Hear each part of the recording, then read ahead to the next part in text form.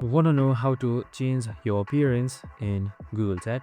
So you can also personalize the Google Chat website by using various settings. So in this video, I'm going to show you how you can personalize and change your appearance as you want. So let's get straight to it.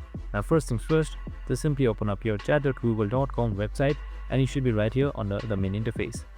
So on the top right side, you should be seeing this gear icon right here. This is your settings. Just like that. And here you should be seeing your chat settings popping up. Now here you should be seeing appearance, just like that. And here you can just simply change it to your compact or comfortable mode. So this changes the chatting mode, as you can see. And now you can also change your mode from light, dark to the system that you want, just like this right here. Now in order to see the changes take place, you can just simply restart once if it doesn't work for you, and that's it. This is how you personalize or change your appearance in Google Chat. I hope this video helped. If it did, make sure to like, subscribe and tune in with us more of these videos. See you in the next one.